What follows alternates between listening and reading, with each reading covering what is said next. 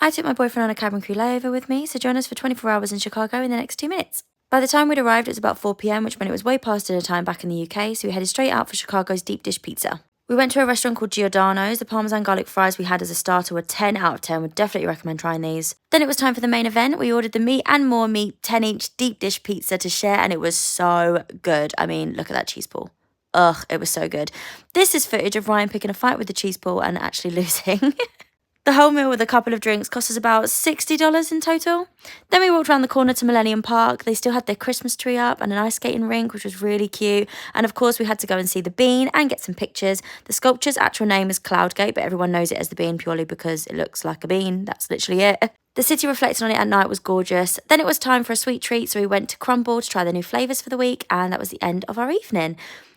We woke up nice and early the next morning and took a lovely long stroll along the Chicago River Walk. The views were stunning, but it was actually so cold that you could see steam fog on the surface of the water from where the sun was hitting it. I think it was about -6 at this time. A lot of the harbour had iced over as well, but the sun was still shining and it was actually a really nice walk.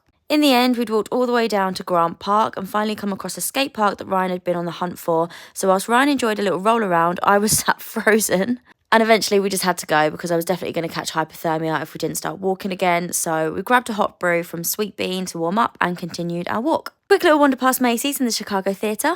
And we stumbled upon Chicago's public library. This place was huge, by the way. It had 9 floors. And that ceiling full of silver is actually over 58,000 dog tags in memory of those who fought and died in the Vietnam War, which I thought was really special. Anyways, then it was time for lunch and Ryan had his first ever Raising Cane's. He gave it a strong 9 out of 10 and that was the end of our trip. Thanks for joining us.